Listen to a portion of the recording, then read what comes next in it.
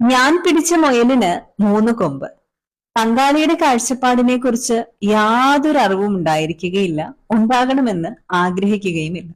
സിക്സും നയനും രണ്ടും രണ്ട് ഡയറക്ഷനിൽ നിന്ന് നോക്കുകയാണെങ്കിൽ സിക്സിനെ തന്നെ നയൻ എന്ന് വായിക്കാനും പറ്റും, അല്ലെ? അത്തരത്തിൽ തന്നെയാണ് എന്റെ കാഴ്ചപ്പാട് മാത്രമാണ് ശരിയെന്ന് ചിന്തിക്കുന്നവർ ഒരിക്കലും തന്റെ പങ്കാളിയുടെ കാഴ്ചപ്പാടിനെ അംഗീകരിക്കാനോ അറിയുവാനോ മനസ്സിലാക്കാനോ ശ്രമിക്കുന്നില്ല. അത് റിലേഷൻഷിപ്പിന്റെ ഭംഗി കുറച്ചുകൊണ്ടേയിരിക്കും. ഒരുപക്ഷെ അവരാണ് ശരിയെങ്കിലോ, അവരിലും ചില ശരികളെങ്കിലും ഉണ്ടെങ്കിലോ അത് മനസ്സിലാക്കണം.